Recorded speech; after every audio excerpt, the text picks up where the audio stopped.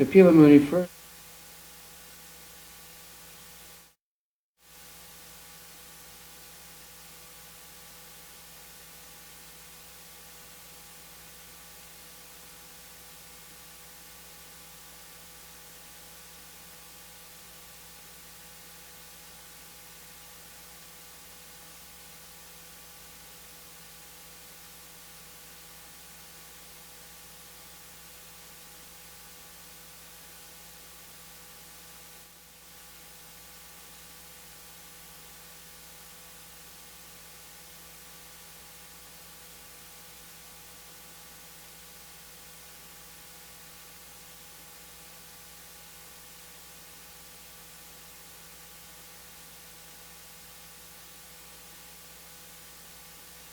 abused by Jagai Madai.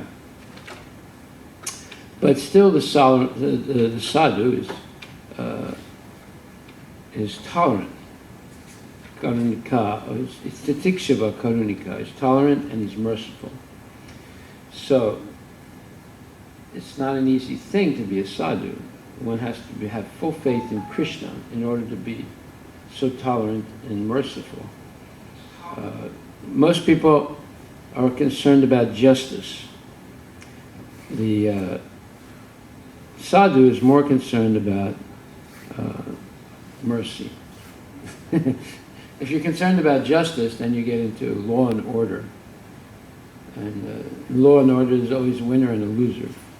But when you're concerned about mercy, everybody wins. The one who gives mercy and the one who receives mercy. So there's a difference between law and order and mercy. However, there are always some kind of people who don't reciprocate mercy. They are the total miscreants.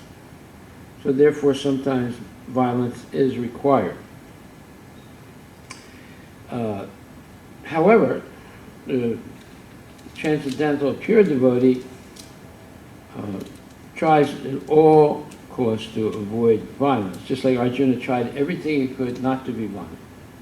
But because the Kuru, and at the same time he's a devotee. So if someone follows the principles of Scripture, he must be a devotee,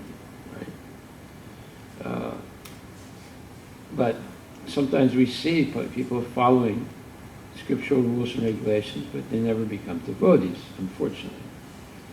So, therefore, sadhu is a rare person. Ausyanam sahasre sukaschit siddhahi jatatam apisitanam kaschit mam veti tatvataha. Out of many, many thousands of people, one may try for perfection.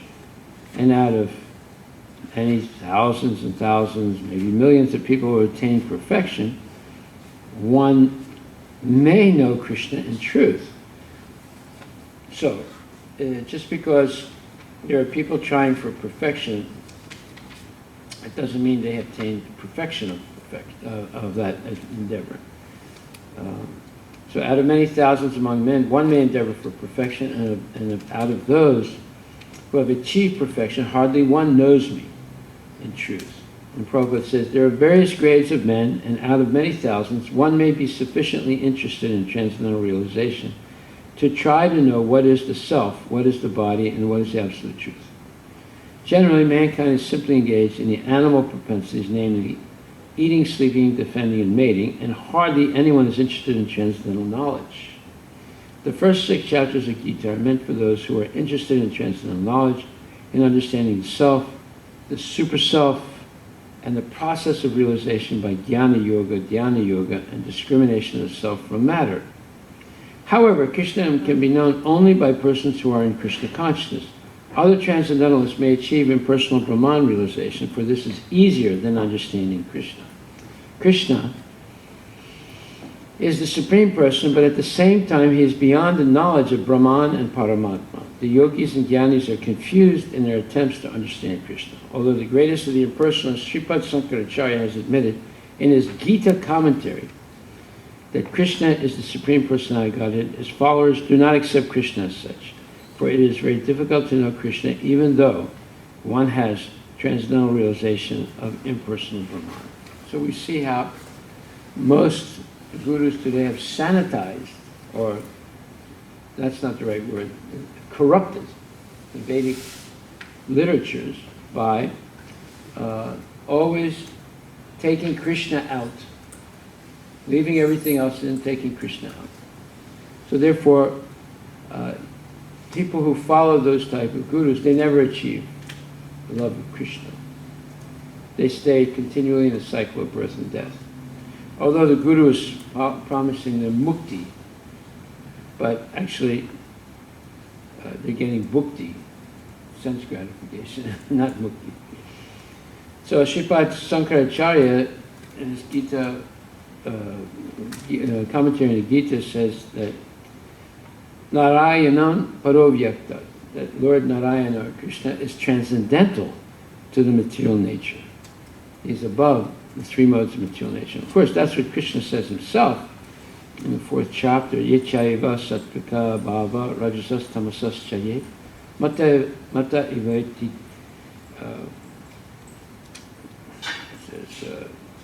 I'm sorry, the 7th chapter.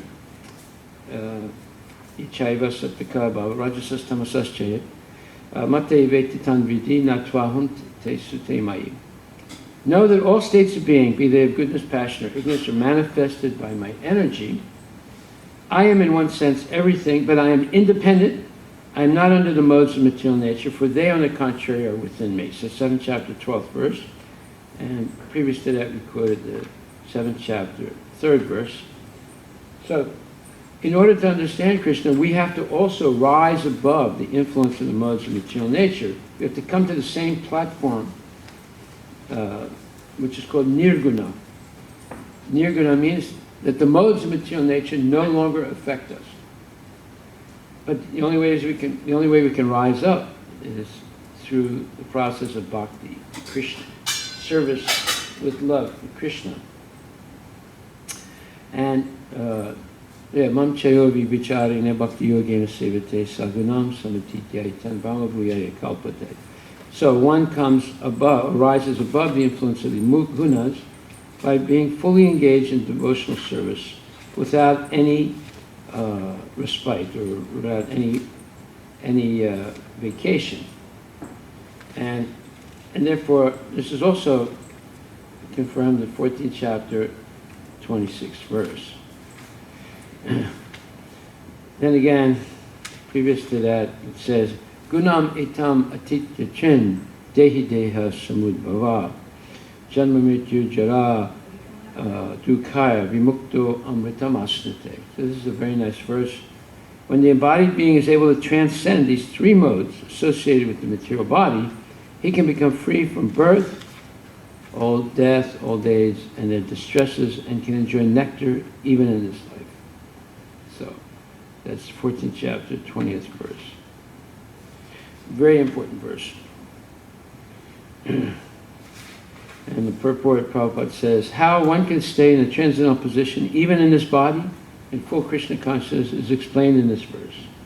The Sanskrit word dehi means embodied. Although one is within this material body, by his advancement in spiritual knowledge, he can be free from the influence of the modes of nature. He can enjoy the happiness of spiritual life, even in this body, because after leaving this body, he's certainly going to the spiritual sky. But even in this body, he can enjoy spiritual happiness. In other words, devotional service in Krishna consciousness is a sign of liberation from material entanglement. And this will be explained in the 18th chapter, when one is freed from the influence of the modes of material nature. He enters into devotional service. Well, yes, this is the devotional service is the point of liberation. Daivihi esa gunamayi mama maya durateya mam evaye papadnante mayam etam tarantite.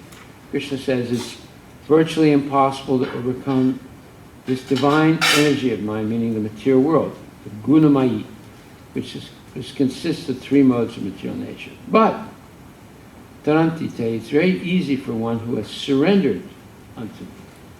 So in 1420, devotional service in Krishna consciousness is a sign of liberation from material entanglement.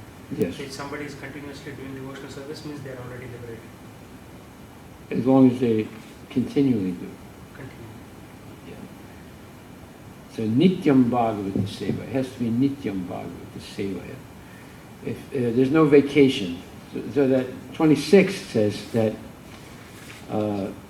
one who engages in full devotional service, unfailing in all circumstances. That means there's never any gap. Unfailing in all circumstances. At once transcends the modes of material nature and thus comes to the level of Brahman.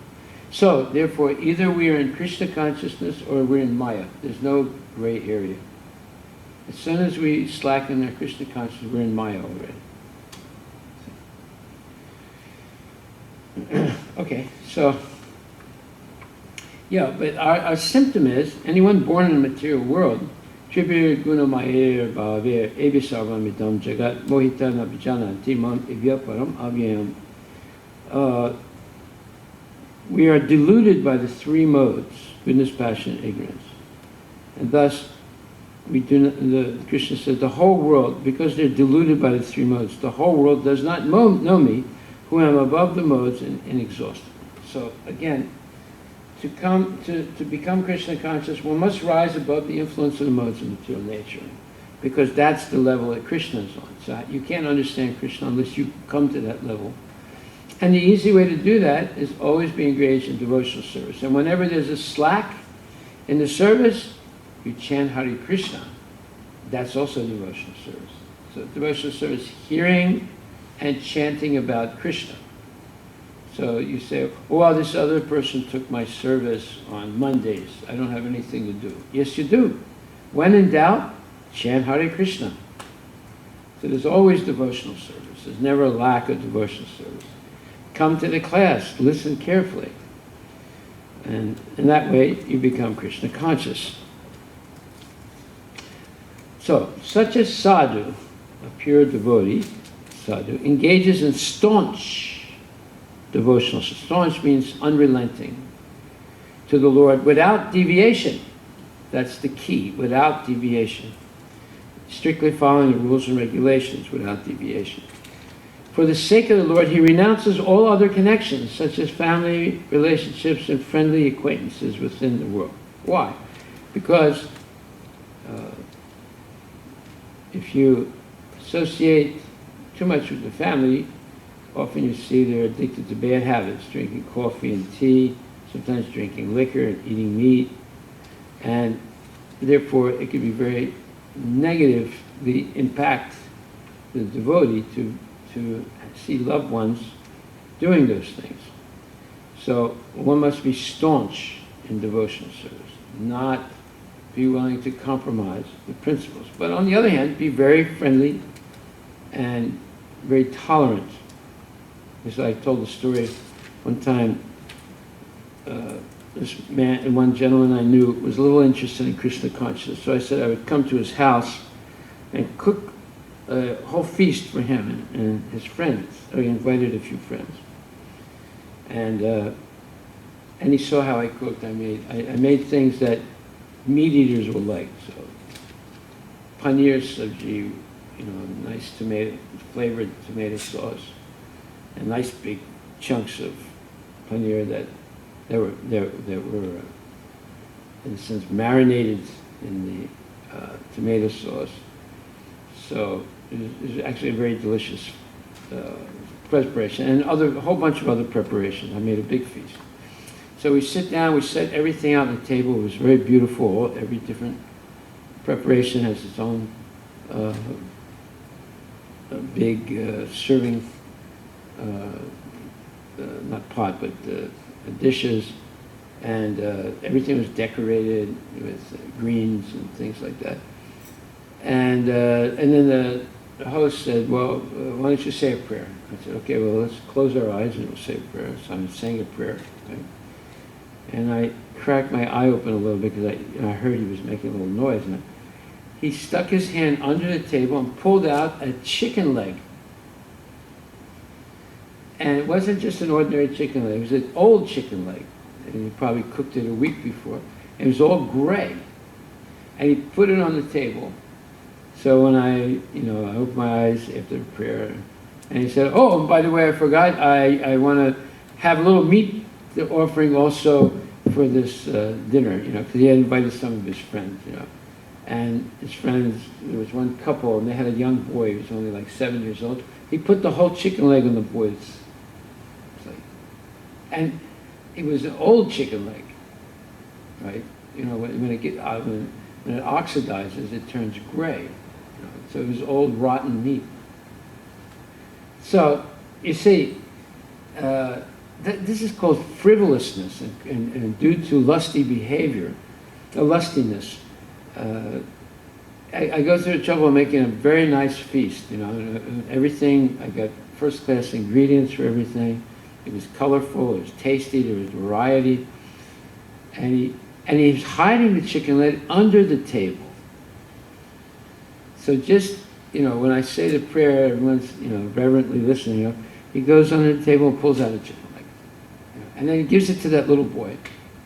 And you see what you're up against. Now, I didn't get angry, right? Some people would, get up and walk out. I didn't get angry. And I did fill up that little boy's plate with other, prasadam. And then when they did taste the paneer and tomato sauce, they said, wow, this is really good. And one of his friends was a big meat eater. He took like 3 servings of it, right?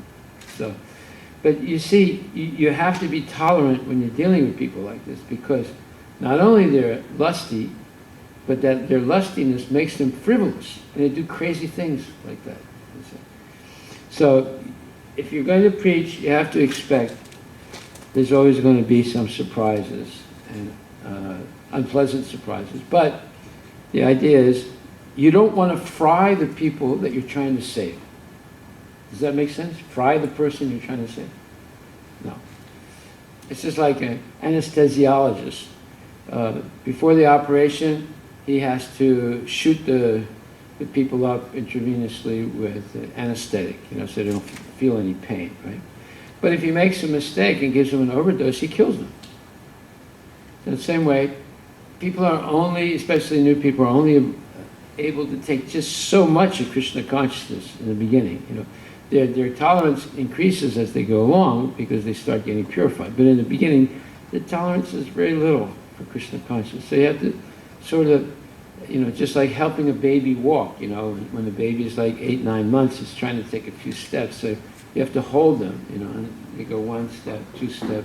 And as their legs and especially their spinal column gets stronger, then they're able to walk on their own. But in the beginning, they need help. So same with new people who especially those who are very addicted to nasty habits, like eating gray chicken legs. It requires a lot of tolerance. In any case, a person in the renounced order of life, a sannyasi, is also called a sadhu because he renounces everything: his home, his comfort, his friends, his relatives, and his duties to friends and to family. He renounces everything for the sake of the Supreme Personality of God. A sannyasi is generally in the renounced order of life, but his renunciation will be successful only when his energy is employed in the service of the Lord with great austerity. So now we have the definition of what a real sannyasi is. He offers his energy and employs it in the service of the Lord with great austerity. So a sannyasi is addicted to comfort. He usually has low energy. It's like Trump was accusing Jeb Bush of being low energy. Low energy means they don't really put their heart and soul into doing something. They make half measures. So here, this low energy is due to being weak in devotional service, not really going into it wholeheartedly. But without devotional service, one cannot become free of the modes of material nature. Without becoming free of the modes of material nature, one cannot understand anything about Krishna.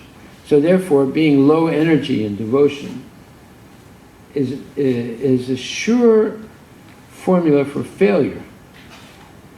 So we should be high energy in devotion And we should have, save our energy to be able to engage in Krishna service with enthusiasm and activity, energy. Okay.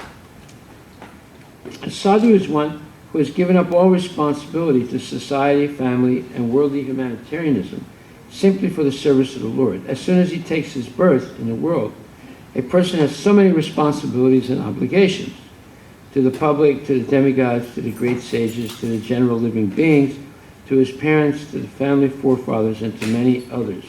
When he gives up all such obligations for the sake of the service of the Supreme Lord, he is not punished for such renunciation of obligation. But if for sense gratification a person renounces all such obligations, he is punished by the law of nature. Well, we should try and understand this. In other words, it's saying, let's say you're married, but you like to gamble. So you give up your obligation of regularly providing food for the temple, for the family. Every time you get a paycheck, you go to the casino and you lose it gambling. And then the family has to suffer hunger, right?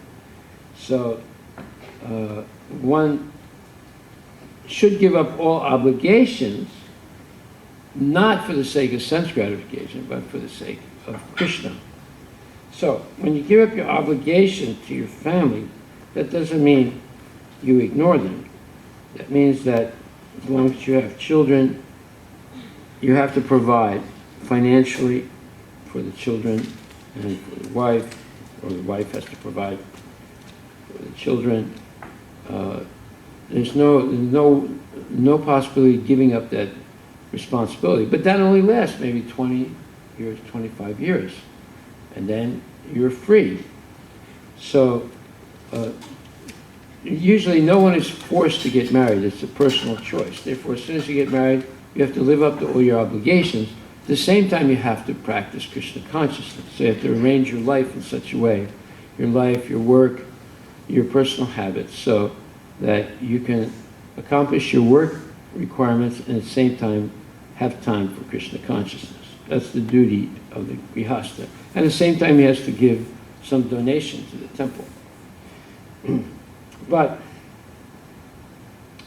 at the proper time, by preparing oneself through regulated devotional service, through marriage, when the proper time comes, the children are grown and married and situated properly, and the wife is taken care of financially and situated nicely, at that time, one can give up all family obligations and responsibilities, and that includes to the demigods, to the public, and everybody, and the forefathers and so forth, and take wholeheartedly the Krishna consciousness, 24 hours a day.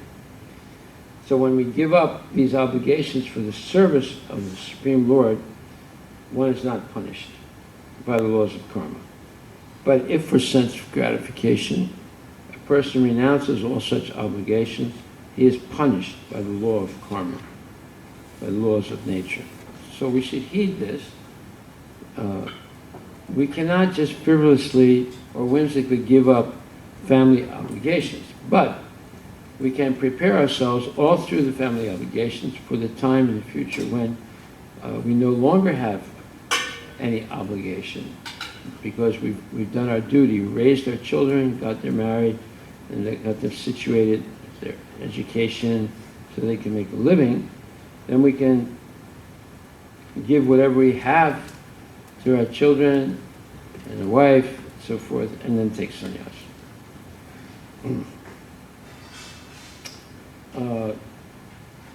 So, at that point, one is engaged constantly in chanting and hearing about Krishna, the Supreme Personality of Godhead.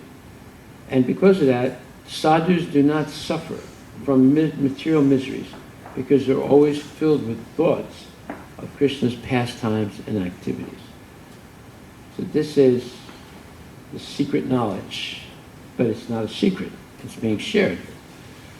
If you want to be free of all miseries of life, adhyatmika, adhibodhika, adhidaivika, miseries, then fill your ears with Krishna Katha, And the miseries of the body and the mind will go away very quickly. And you won't be disturbed. And we have the example of Maharaj Ambarish. He had many reasons to be very disturbed. But because he was fully engrossed in hearing about Krishna and meditating on Krishna, even though his life was in danger, Durvasa Muni was trying to kill him, and so many things, the Lord protected him, and also he was able to provide for his brother, his family, and all other material obligations. He was able to meet all of them by the mercy of the Lord. So, why? Because he was Vachamsi Gunanuvarnave. He was always using his words in the glorification of the Supreme Personality of Godhead. He was always talking about Krishna. He never talked about anything else. And because his thoughts were always directed toward Krishna, he forgot his material miseries. And ordinary living entities like us, it's very difficult for us to forget our material miseries. And therefore we're always full of anxieties and material troubles. On the other hand, since the devotees always engage in the topics of the Lord, they're hopeful. They're forgetful of the material miseries of material existence. So the one only sees material miseries, the materialist, and the devotee forgets about material miseries because he's so involved in thinking and serving Krishna. This is the secret for uninterrupted happiness, spiritual happiness. So here Kapila Muni says, "Oh my dear mother, Devahuti, a virtuous lady, these are the qualities of great devotees who are free from all attachment. You must seek attachment to such holy men, for this counteracts the pernicious effects of material attachment." So here's the fundamental difference again between impersonal philosophy and Krishna consciousness. In impersonal philosophy, where people are encouraged to give up all attachment. So I told the story yesterday about this one gentleman who used to come to this temple a lot, and then I didn't see him for several years, and I asked him what happened. He said, "Oh, well, your guru is not teaching correctly. I found another guru, and he's teaching me correctly now." I said, "Oh, well, what is the correct teaching?" He said, "Meditation. Meditation on the tip of the nose." What? And he said, closing everything out from the mind. He said, "This deity worship you're doing in the temple, that's for lower class people. I've come to a higher level." So, there are so many rascals teaching this type of foolish philosophy, or rather known as foolosophy, and fools are believing it because they didn't take time to understand Bhagavad Gita as it is. So therefore it says, if Devahuti wanted to be free from material attachment, then her son, Kapila Deva, inspired her or instructed her to increase her attachment to saintly devotees. Which verse is this one? 3:25-24.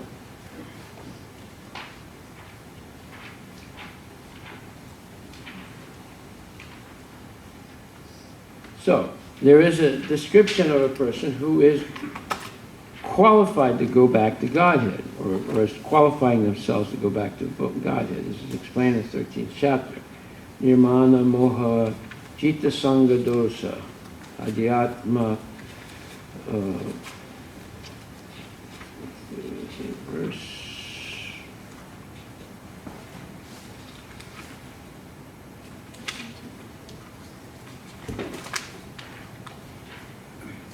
Yeah, sorry, 15th chapter, 5th verse.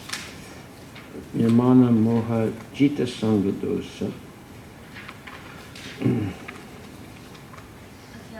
adhyatma nitya vinivritta kama dvandver mimukta sukha samgya gachanti amuda padam avayam tat. Those who are free from false ego, illusion, and false association, who understand the eternal, who are done with material lust, who are freed from the dualities of happiness and distress, and who, unbewildered, know how to surrender unto the Supreme Person, attain to that eternal kingdom. So these are the symptoms of someone who's going to be liberated. It's called the surrendering process. And the first thing is amanitvam, humility. And the second thing is freedom from false pride. So this freedom from false pride, as we read earlier this morning, this freedom from false pride comes from deflating the arrogance and utter disdain one develops, or superiority complex one develops, due to inflation of wealth and power and other material qualifications. So, Dambo darpa bimanascha kroda paryushyam evacha agyanam cha vijata sya parthasampadam asurim. Pride, arrogance, conceit, anger, harshness, and ignorance, these qualities belong to those of demoniac nature, O son of Prita. So this is called the royal road to hell. The royal road to hell. The demoniac people want to make a show of their religiousness and advancement in so-called spiritual science, although they don't follow any principles. And they're always arrogant or proud in possessing some kind of education or some kind of wealth. They desire to be worshipped by others, and they demand respectability, although they do not command respect. They become angry over trifles. They speak harshly, not gently. They do not know what should be done and what should not be done. They do everything whimsically according to their own desire, and they do not recognize any authority. These demoniac qualities are taken up on by them from the beginning of their bodies in the wombs of their mothers, and as they grow, they manifest all these inauspicious qualities. So, here's a description of a person who is puffed up with false pride because they have wealth, there's some fame, they have a lot of friends, important friends, politicians, and big religious leaders, and so forth, and they have power over people. So these people get puffed up. However, thinking that I am the Lord of everything I survey is the epitome of ignorance, and because of that ignorance, such people never surrender to Krishna, or very seldom will they surrender to Krishna. Unless they lose everything, then they become a little sober. So, by real knowledge, one learns that I'm not the Lord of everything. I'm not the Lord of anything. The Supreme Lord is Krishna, not me. And I'm simply a servant of the Lord. And when one is freed from the delusion of pride, then they begin the process of surrender. Surrender means humility, freedom from false pride, non-violence, tolerance, acceptance of a spiritual master, cleanliness internally and externally, self-control, and so forth. All these points, there's 20 points of an educated person, and they begin on that journey when they deflate their false pride. But if someone is always expecting honor for the service they do, in other words, humility, one definition of it is not seeking to be honored for the service that we do. But if a person is seeking to be honored for their service, it's not possible to surrender to Krishna. It's not possible to associate in a friendly way with other devotees. They will always be critical of the others to put them down and put themselves up. So pride is due to illusion, and even though we come here, we stay for a brief time, and then we go away, we have the foolish idea that we're the Lord of the universe. No one greater than me. That, of course, is not true. And because of those kind of thoughts and those attitudes, everything becomes complicated in their life, and there's always trouble. So these are the symptoms of, on one hand, symptoms of a person on the path of liberation. They're the opposite of these qualities. On the other hand, people who practice these qualities due to their lack of knowledge, they're on the path away from Krishna consciousness. Question. Yes. Chapter 16, divine and demoniac natures. So the Lord talks about 16, 1 to 3 about divine people, Yeah. and the rest of the chapter for demoniac. So there's a lot more description of demoniac. Well, no, just in that chapter. But he has explained in many other verses divine qualities. I'll give you an example, right? If you look at the 10th chapter. Yeah, 10th chapter is all about devotees. Yeah, no, there's many places where he goes through, you know, you're looking at that list 1 to 3, right? But that list has been repeated, 13th chapter, 8 to 12, right? Yes, the 6th chapter also. And then 10th chapter, Buddhir Jnanam Asamoha, Samasatyam Dhammasama, Sukham Dukham Bhavo Bhavo, Bhayam Cha Bhayam Eva Cha. Intelligence, knowledge, freedom from doubt and delusion, forgiveness, truthfulness, control of the senses, control of the mind, happiness and distress, birth and death, fear, fearlessness, non-violence, equanimity, satisfaction, austerity, charity, fame, and infamy. All these various qualities of living beings are created by me. So these are divine qualities. Which verses? 10, 4 to 5. 10, 4 to 5. Then also the 12th chapter, also the 13th chapter, you know, and then the 16th chapter, and then the 2nd chapter. 2nd chapter, Prajahati Yadikamam Sarvam Sarvam Parthamanogatam Atmani Evatmana Tusnastita Pragyasya Tadochate. So Arjuna says, what are the symptoms of one whose consciousness is thus merged in transcendence? How does he speak and what is his language? How does he sit and how does he walk? Right? So, in other words, if he looks like a duck, talks like a duck, and walks like a duck, what do you think he is? It's a duck. It's a duck, right? So, he's explaining the qualities of a pure devotee.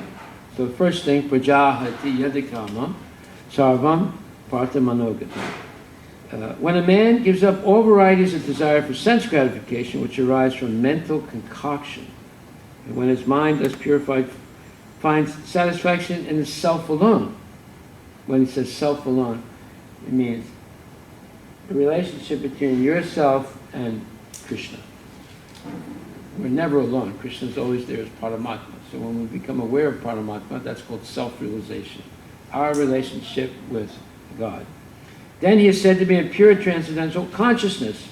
Duke sonavigna manat suke suvigata spiha vitaragabhaya krodha stita dir muni uchate.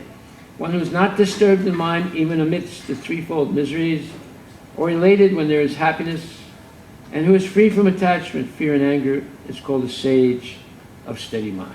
Stita dir. Yes, Sarvatana Bisnehas Tatat Prapya Subhasubham Nabhinandanti Nadvesti Tasya Pragna Pratistita. And in the material world, one who is unaffected by whatever good or evil he may obtain, neither praising nor despising it, is firmly fixed in perfect knowledge. Yada samharate chayam, and so forth. One who is able to withdraw his senses from sense objects as the tortoise draws its limbs within the shell, is firmly fixed in perfect consciousness. So these are all descriptions of a liberated person. It begins in the 2nd chapter. He picks it up in the 4th chapter, in the 3rd chapter, picks it up in the 4th chapter, picks it up again in the 5th chapter, and then 6th chapter, then 7th chapter, then the 8th chapter, then the 9th chapter, and the 10th chapter. Almost in every chapter he's describing the symptoms of a pure devotee. So, okay, only 1 to 3 in chapter 16 it describes the symptoms of a transcendental devotee, but he's already described it in every other chapter, right? And then he exhaustively explains the symptoms of demons. But he's done that also, even in the 9th chapter. Moga Moga Karmano, Moga Jnana Vichetasaha. Raksasim Asurim Chaiva, Mohinim Shrita. So he says that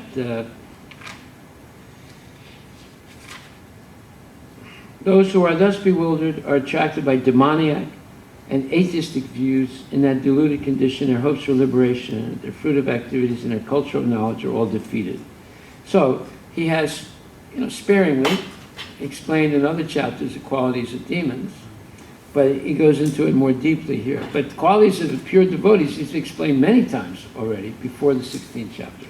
So what is the right way to learn and teach Bhagavad Gita? Should we do themes like divine across the book, demoniac across the book, or go in the sequence, or because Well, it's like a gold cup. Whichever way you look at it, it's gold? it's gold, right? So Bhagavad Gita is like that. You can start anywhere, in the beginning, the end, the middle, or you can go, systematically from beginning to end. But it's all good. It's all good. You can just crack it open by accident and then read that verse and you'll see it has deep meaning for everybody. And then someone will say, Prabhu, how did you know I needed to hear what you said today? Right? Because there's truth everywhere in the Bhagavad Gita. Yes. So, Prabhuji, I have a question. I think I missed that line when you were talking about critical devotee or something. But I want to connect it back to Bhakta Amrish, like how he was able to tolerate Durvasa Muni. And then like in the practical situation, how do we do? Because sometimes your close friends, they make fun of you and they try to put you down. They're very close, so you want to have the relationship, but at the same time you want that, So how do you practically what we can? Well, we follow the example of a pure devotee like Durvasa Muni. What was his example? He remained fixed. He did not get perturbed at all. Well, no, but there's a reason why. You need to know that. So we will read it now. His mind was always thinking about Krishna. His legs were always walking toward the temple, walking to the temple of Krishna. His eyes were always meditating on the form of Krishna. His nose was always smelling the incense offered to Krishna and flowers offered to Krishna. So you see, all his senses were engaged in Krishna's service. So you have 5 senses, right? And then all his sense gathering instruments, and then the working senses, legs, arms, and so forth, knowledge gathering senses, and his to destroy the 4th leg. So when Maharaj Yudhishthira asked him, who has done this to you? And they didn't want to justice. He didn't know. He didn't answer it. He didn't answer because he knew that he couldn't really blame Kali. Kali would not have been able to do it unless the Lord ordained it. So he can't exactly blame Kali. He's not going to blame the Lord. He understood this is the plan of the Lord. So he just tolerated it. Therefore, if you look at the 12th chapter, 12th and 13th verse, in the purport, Prabhupada says, 13th and 14th verse, he says, And this is an important verse, Srimad Bhagavatam, 10th canto, 14th chapter, 8th verse. Tate nukampatam susamiksamano bunjan evatmakritam vipakam. Whenever a devotee is in distress or has fallen into difficulty, he thinks that it is the Lord's mercy upon him. He thinks, he doesn't become his enemy's enemy. He thinks, this person is acting as my enemy due to my own past deeds. So, it is better to suffer than to protest. Have you ever heard this philosophy before? It's better to suffer than to protest? From you only. No, not I mean, from Bhagavad me. Gita. Yeah.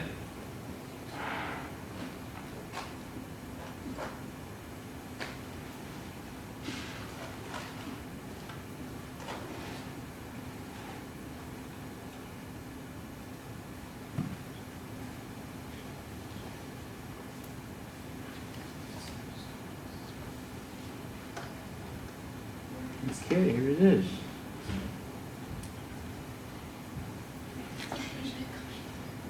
And it says, Srila Swami explains in his commentary that just as a legitimate son has to simply remain alive to gain an inheritance from his father, one who simply remains alive in Krishna consciousness, following the regulative principles of Bhakti Yoga, automatically becomes eligible to receive the mercy of the personality of Godhead. In other words, he will be promoted to the kingdom of God. The word susiksamana indicates that a devotee earnestly awaits the mercy of the Supreme Lord even while suffering the painful effects of previous sinful activities. Lord Krishna explains in the Bhagavad Gita that a devotee who fully surrenders unto him is no longer liable to suffer the reactions of his previous karma. Which was 10:14:8 is the purport. However, because in his mind a devotee may still maintain the remnants of his previous sinful mentality, the Lord removes the last vestige of the enjoying spirit by giving his devotee punishments that may sometimes resemble sinful reactions. The purpose of the entire creation of God is to rectify the living entity's tendency to enjoy without the Lord, and therefore the particular punishment given for a sinful activity is specifically designed to curtail the mentality that produced the activity. This is deep philosophy here. Curtail mentality that produced the original activity. Yes. Although a devotee has surrendered to the Lord's devotional service, until he is completely perfect in Krishna consciousness, he may maintain a slight inclination to enjoy the false happiness of this world. The Lord therefore creates a particular situation to eradicate this remaining enjoying spirit. This unhappiness suffered by a sincere devotee is not technically a karmic reaction. It is rather the Lord's special mercy for inducing his devotee to completely let go of the material world and return home back to Godhead. That's why Queen Kunti prays for more trouble. Yes. My Lord, give me trouble so that I Bring can it back, bring it on, bring it on, bring it on. That way you stay with us. A sincere devotee earnestly desires to go back to the Lord's abode. Therefore, he willingly accepts the Lord's merciful punishment and continues offering respects and obeisances to the Lord with his heart, words, and body. Such a bona fide servant of the Lord, considering all hardship a small price to pay for gaining the personal association of the Lord, certainly becomes a legitimate son of God, as indicated here by the words Dayabhak. Just as one cannot approach the sun without becoming fire, one cannot approach the supreme pure, Lord Krishna, without undergoing a rigid purificatory process, which may appear like suffering, but which is in fact a curative treatment. It's administered by the personal hand of the Lord. So, this is real philosophy. The Lord directly does it, not through demigods or anything. Yeah, it's not a karmic reaction. It's because we're still harboring a slight tendency for material sense gratification. To clean that last vestige, the Lord will give a tailored type of suffering, you know, to completely eradicate that last vestige of attachment. the sense gratification. Prabhuji, now it explains how Srila Prabhupada was frying pakoras when the bombs were there. And the what? Like he was frying pakora when the bombs were bombing in Calcutta. I Oh. was wondering why he. Well, no, that's not it. No, it's rather That's like it's rather he went into bankruptcy, and then he was rejected by everyone, and then he took sannyas, and then he was bored by a bull. He almost died. He was in the hospital. After he took sannyas, after he was away from home, he had no money, and he's in the hospital, and he's thinking, maybe I made a mistake leaving my family. But then he decided, no, I'm going to continue like this. And then he comes to the United States. He's staying with some crazy guy who takes LSD. He tries to kill him with a knife. He had to run away. He didn't know where to go. He ran out into the night, away from where he was staying. All his things were there. And then he knocked on the door of one person who was coming to his weekly program. And he asked him, and then that boy's girlfriend opened the door and slammed the door on him. Said, "We don't want anything. Go away." But fortunately, when she got back into bed with her boyfriend, he said, "Who was that?" She said, "It's that old Swami. We don't want him here tonight." He said, "What?" So he ran and opened the door. Prabhupada was still standing there because he had nowhere to go. And then the boy let him in, and he told his girlfriend, "Get out of bed, and we'll go sleep somewhere else. Let the Swami stay in our room." So he went through a lot of trouble. Then he had a heart attack on the Jaladuta 2 heart attack. He had another type of seizure in New York City. He almost died. They took him to the hospital. So he went through a lot of difficulty, but he tolerated it because he wanted to please his guru. So, should we take that as karmic reactions? No. We're going to be tested by Maya. Maya is vetting us and see if we actually deserve to go back to Godhead, deserve to get Krishna's mercy. So we have to really want Krishna's mercy more than anything else. And we're willing to tolerate any condition of life to get it. A follow-up question, sorry. Prabhu, you were saying that day in the seminar that we should not play with Maya. Yeah. So, like you gave that example of a fire person. So, Prabhuji, that means that we should not even interact with Maya. Right? At going very close, that you made it clear. So, but we should not be even talking to Maya. I mean to say that we should be like limiting everything, interaction and everything to the materialistic people. Yes. Does that mean you don't talk to materialistic people? No. But not on We're the going to very go out deep right level. now and meet hundreds of materialistic people. We will not go deep, Prabhu, but we'll be at the surface and talking about. You should let them associate with you, but you should not associate with them. It's like sometimes in Sankirtan, we're handing out burritos, and some guy said, "Well, why don't you take this sandwich?" You know, and he tries to give you a chicken sandwich that he just bought in the, Jack in the funeral basket. You know? So he said, "Well, no, thank you, but here you can take this." "No, I'll take yours if you take mine." I said, "Okay, I'll take yours." You know, so here. That way he's not looking, throw it in the garbage can, right? He said, "No, but you have to bite yours for me to bite mine." I said, "Okay, here. Yeah, I just bit it." But you don't bite it, of course. You pretend to bite. So, yeah, we're going to go out right now and meet hundreds of materialistic people. Some of them are really bad people. But they're associating with us. We're not associating with them. That's why it's always good to stay near the Sankirtan party. You have the aura of the holy name. So anyone who's really a demon will not like to stay near the holy name. They don't like it.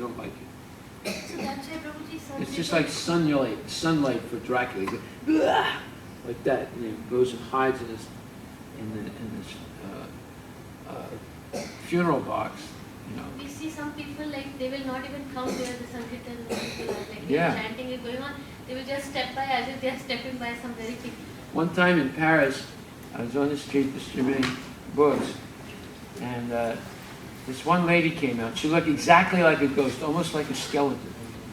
I'm not kidding you. It's very frightening.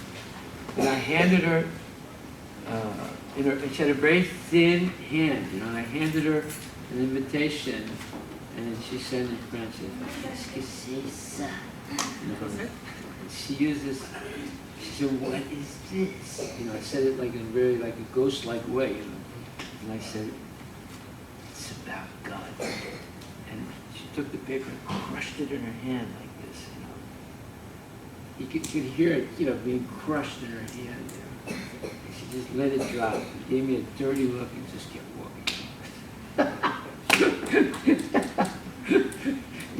These are real demons, you know. So you can't tell. You're out in the street, you're meeting everybody, you know. But I'll never forget that. And the way she crushed the invitation in her hand, like she had hatred for it, you know. And then she just let it drop like that, and gave me a dirty look and walked away. Haribol.